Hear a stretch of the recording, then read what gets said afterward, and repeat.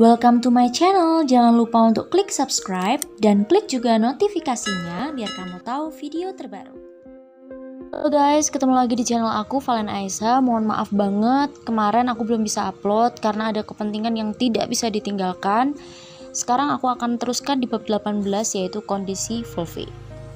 Ketika di dalam ambulan, tangan Danu yang gemetar menggenggam tangan Fulfi yang berdarah.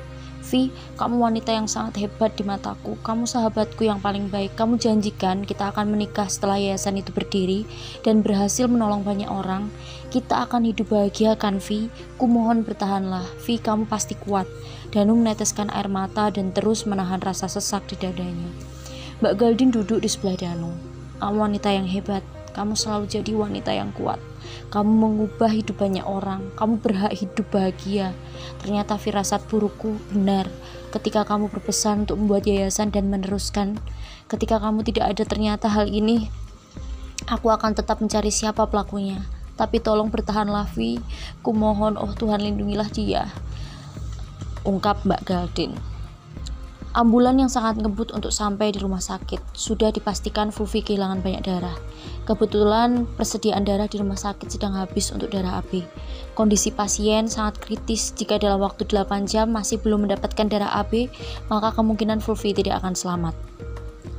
Danu, apa yang harus kita lakukan? Tanya Mbak Galdin yang kebingungan. Apakah kita harus mengumumkannya di surat kabar, kata Danu.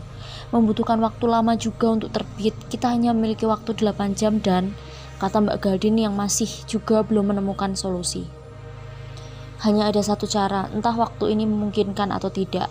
Aku akan ke agensi dan mengumpulkan banyak orang. Di sana aku akan mencari orang yang memiliki darah AB. Dan Mbak, pergilah ke yayasan, bilang tentang keadaan ini, tanyakan kepada seluruh orang di sana yang punya darah AB, jelas Danu. Sepertinya itu bisa kita lakukan. Mbak Galdin setuju. Malam itu juga Danu menghubungi Kak Naoki dan menceritakan keadaan Fulfi. Kak Naoki mengumumkan hal itu di grup chat untuk semua datang ke kantor hari itu juga. Mereka mendata orang-orang yang memiliki darah AB.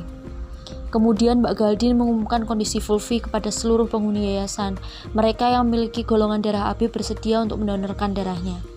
Dari kantor terkumpul sekitar 25 orang yang siap diperiksa kondisi kesehatannya karena belum tentu mereka bisa mendonorkan darahnya. Kemudian dari yayasan ada sekitar 15 orang yang mau untuk diperiksa kesehatannya dan mendonorkan darahnya.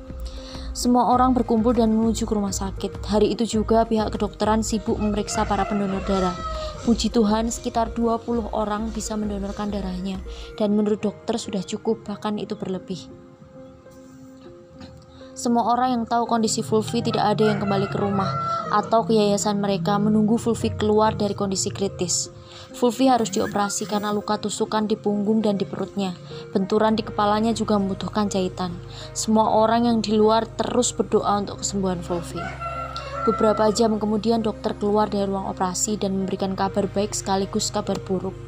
Mbak Galdin dan Danu langsung berdiri melihat dokter keluar. Bagaimana dok, keadaan Fulfi?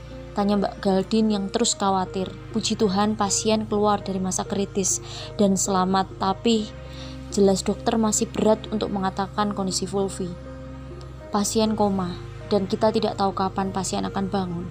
Dia sangat bergantung dengan alat-alat yang dipasang di tubuhnya. Luka di kepalanya cukup parah dan tusukan di punggung sedikit merobek bagian vital pernafasannya, tapi bersyukur itu tidak terlalu fatal. Kita hanya bisa berdoa, tambah dokter itu. Tapi pasien masih ada kesempatan kan dok untuk bisa hidup normal setelah bangun. Dia bisa tidak bergantung lagi kan dok dengan alat-alat itu. Mbak Galdin masih menangis dan semakin khawatir. Bisa bu, pasien bisa kembali normal. Kita hanya menunggu lukanya sembuh. Hanya saja kita tidak tahu kapan pasien akan bangun karena trauma kepala yang cukup parah, kata dokter itu lalu pergi meninggalkan mereka. Semua orang bersedih dan sangat terpukul dengan keadaan itu. Tapi mereka terpaksa harus meninggalkan rumah sakit karena tidak boleh terlalu banyak orang di sana. Hanya Mbak Galdin dan Danu yang menuju ke ruang rawat Fulfi. Mbak Galdin masih terus menangis karena melihat keadaan Fulfi yang sudah banyak perban dan masih banyak alat di sana. Vi, kenapa kamu seperti ini? Mbak Galdin menangis di samping Fulfi. Aku harusnya tidak bertanya. Aku harusnya bersyukur Fulfiku masih hidup. Fulfiku masih selamat. Iya kan sayang? Suatu hari Fulfiku yang cantik pasti akan bangun. Mbak Galdin mengusap air matanya sambil menggenggam tangan Fulfi. Danu terdiam melihat keadaan Fulfi. Matanya masih sembab, berjalan perlahan mendekati Fulfi. Danu berdiri mengusap air matanya, mencoba tegar lalu bergantian dengan Mbak Galdin untuk duduk di samping Fulfi. "Vi, kau masih bisa mendengarkan aku? Aku sangat bersyukur Fulfiku masih hidup. Kau wanita yang dewasa dan sangat kuat. Maaf aku terlalu cengeng. Kenapa baru sebentar kamu seperti ini? Aku sudah sangat merindukanmu. Kamu yang suka marah, kamu yang cerewet, kamu yang selalu giat bekerja dan selalu serius mengerjakan sesuatu. Aku selalu terbayang hal itu. Aku yakin kamu pasti akan bangun, Vi," kata Danu masih terus meneteskan air mata dan menggenggam tangan Fulfi. Keesokan harinya, Mbak Galdin ke yayasan untuk mengumpulkan semua orang di sana, berdoa bersama untuk kesembuhan Fulfi.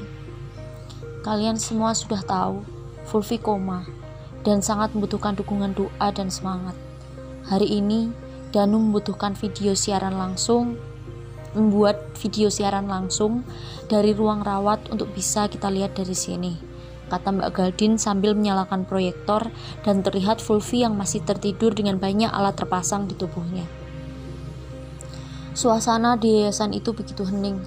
Mbak Galdin, Mbak Mani, Bik Dharma juga berada di sana, bersama dengan Adi yang belum paham namanya sedang sakit. Doa bersama dimulai. Semua orang di yayasan itu merasakan kesedihan yang teramat sangat. Banyak yang berdoa dan menangis. Mereka semua tahu Fulfi adalah orang yang sangat baik. Karena Fulfi banyak wanita yang berubah hidupnya dan tidak sedikit yang kembali sukses. Mereka yang cacat punya pekerjaan juga berkat Fulfi. Acara doa bersama selesai. Mbak Galdin pergi ke rumah sakit bersama dengan Mbak Manik dan Bik Dharma. Semua orang di yayasan itu masih termenung dan berkumpul membicarakan semua kebaikan Fulfi. Mereka saling menceritakan satu sama lain. Di sisi lain, polisi terus menyelidiki kasus penganiayaan Fulfi dan mengusut tuntas tentang pemerkosaan yang dulu pernah diajukan oleh Fulfi untuk diselidiki. Wanita bercadar itu menjadi buronan dan sedang dalam pengejaran polisi. Semua bukti juga hampir lengkap untuk menjerat wanita itu masuk ke dalam penjara. Danu dan Mbak Galdin semakin penasaran siapa sebenarnya wanita itu. Oke guys, sekian dulu untuk bab 18 dari novelku Fulfi. Jangan lupa untuk klik subscribe, klik notifikasinya biar kamu tahu kalau aku upload video terbaru, dan kamu boleh kasih komen untuk saran yang mungkin kamu kepengen ngasih saran aku untuk buat novel bercerita tentang apa lagi. Dan jangan lupa untuk share juga ya YouTubeku biar banyak teman-teman kamu yang baca. Oke, thank you, terima kasih, bye bye.